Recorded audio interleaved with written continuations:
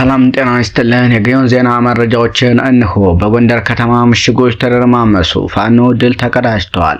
የወራህላ ከተማ ሁለት ምሽጎች አዳሩን በጎንደር የበጋሻው ክፍለ ጦር ተሰባብረዋል። የአማራ ፋኖ ብሔራዊ ኃይል ጎንደር ቀጠና ዳግማዊ ቴዎድሮስ 5ኛ ኮር ጎንደር የበጋሻው ክፍለ ጦር ጎንደር ብርጌድ አካል የሆኑት ናሁሰና አንዳርጌና መሬው ሻለቃዎች ምሽቱን ወራህላ ከተማ ውስጥ የሚገኘውን የጠላት ምሽጎች ሰባብረው እንዳልነበር አድርገውታል። ከምዕራብ በለሳ ወረዳ ዋና ከተማ አርባያና ደጎማ ከተሞች መካከል የምትገኘው ወራህላ ከተማ ከምሽቱ 12 ሰዓት ጀምሮ እስከ ምሽቱ 4 ሰዓት በተካሄደው እልህ አስጨራሽ ወደ ውጊያ ጀግኖቻችን ያገዛዙን ወንበር አስጠባቂ ኃይል ቆም ስቅሉን አብልተው ሳይወድ በግድ ሁለት ምሽጎችን ሰብረው እግሬ አውጭኝ እንዲብሎ እንዲፈረጥጥ አድርገውታል። ያገዛዙ ቀልማ ኃይም ሰሞኑን በጎንደር ቀጠና በዳግማዊ ቴዎድሮስ 5ኛ ኮር አደገኛ አስፈሪና ፋታ የማይሰጥ ጥቃት የተፈጸመበት ሲሆን በምሽት ወደ ውጊያ ጠላት አምስቱን በሞት ሰባቱን በጉዳት አጥተው 3 ክላሽንኮቭ መሳሪያና ከበርካታ ጥይቶች ጋር አስረክቦ ቀጠናውን ለጎንደሬዎች ሰጥቶ ወዳገኘው አቅጣጫ ዙ 23 እና ሞርተር እየተኮሰ ነፍሱን ለማትረፍ ከተማውን ለቆ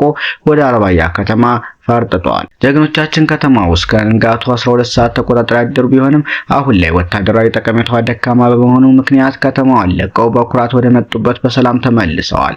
ህልውናችን በተባበረ ክንዳችን ሲል የአማራ ፋኖ ብሔራዊ ኃይል ጎንደር ቀጠና ዳግማዊ ቴዎድሮስ 5ኛ ኮር የጎንደር የበጋሻው ክፍለ ጦር ህዝብ ግንኙነት አርበኛ ታርሎ ደሴ ገልጿል።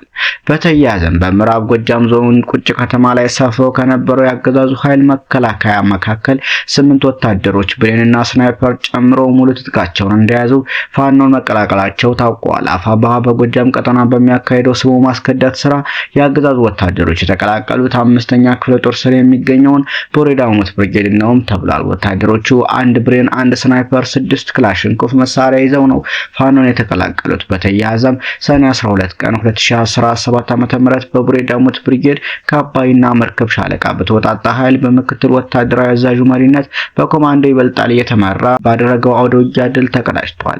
በዚህ ውጊያ ከወደ ፋኖ በኩል ምንም አይነት ጉዳት አልደረሰም የተባለ ሲሆን በጸረ አማራ ብልጽግና አገዛዝ ኃይል ላይ ግን በርካታ ወታደሮች ሙትና ቁስለኛ መሆናቸው ታውቋል። በተያያዘም በዛሬው ዕለት ማለትም በቀን 12 10ኛው ወር 2017 ዓ.ም የአማራ ፋኖ ብሔራዊ ኃይል አፋባሃ ሸዋ ቀጠና 7 ለ7 ክፍለ ጦር የፋሽስቱ አገዛዝ ዙፋን ጠባቂ ሰራዊት ካጣየ ከተማ በመነሳት ካራ ለጎማ ቀበሌ ፈራጅ ጎጥ ላይ ቀድሞ ደፈጣ በመያዝ ሙትና ቁስለኛ በማድረግ ታላቅ ድል ተጎናጽፏል።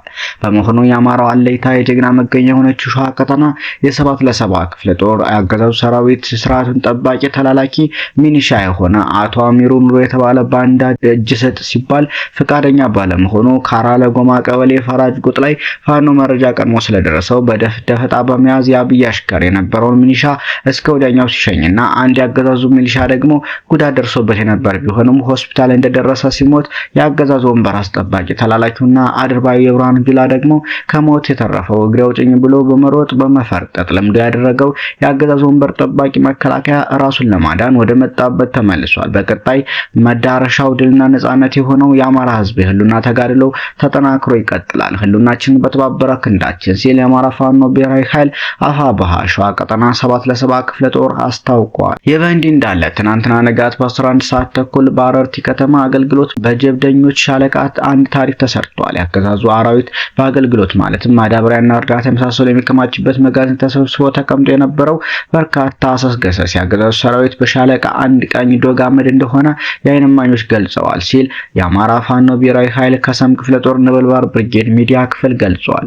የበእንዲህ እንዳለ የአማራ ፋኖ ብሔራዊ ኃይል በጎጃም ቀጠና በተካሄደው አውደ ውጊያ 9ኛ ሳሙኤል አወቀ ክፍለ ጦር አረንዛ ጎንቻ ብርጌድ በቀን 12 10ኛው ወር 2017 ዓ.ም ሁለት ቀን በፊት ያገዛዙ ጥርቅም ከፍተኛ ሽንፈት ከመከናነቡ የማይካድ ሀቅ ነው።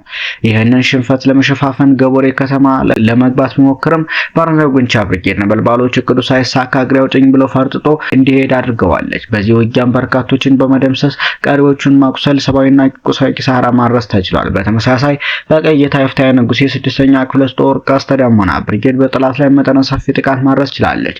በተያያዘም ጠላት በይፋ ፋኖን መቀላቀልም ተያይዞታል። የራስ ቢትወደድ መንገሻ አቲከም 5ኛ ክፍለ ጦር ቀይ ስናይፐር ቦሬዳሞት ብርጌድ ገብቷል። አፋባሃ የራስ ቢትወደድ መንገሻ አቲከም 5ኛ ክፍለ ጦር አካል የሆነው ቦሬዳሞት ብርጌድ ገና ስሙ ሲጠራ ጠላት ይርዳል። ጠላት ወንበርማ ብርጌድ ላይ እንደ ቅጠል መርገፉ ነገ ቦሬዳሞት ብርጌድ ላይ ምን ምን እንደሚጠብቀው አስቀድሞ የገባው ይመስላል። ሁሉም ቦታ ላይ አሉ የሚባሉ የጠላት አመራሮች ከፍተኛ ፍርሃት ውስጥ ናቸው። የጠላት ጦር ሰልችቷል፣ ተስፋ ቆርጧል። በቀን 10ኛ ወር 2017 ዓ.ም ቡሬ ቁጭ ከተማ ቀኙን ስናይፐር ይዘውት ቡሬ ዳሞት ብርጌድ ሰፊ ሻለቃን የተቀላቀሉት የ6ኛ እዝ 75ኛ ክፍለ ጦር አንደኛ ሻለቃ አራተኛ ሻምበል ጋንታ አንድ የዲሽቃ ምድብተኛ ሙሉቀን ታደሰና ብሉ ስሙ አለማየሁ ያረጋገጡት ይህንን ነው። አዋጊ ቀይራሉ፣ ይፈራሉ፣ ፈቃድ የለም፣ ሲቪል ልብስ መቀየር የለም፣ ብቻ በጣም ፈርተዋል።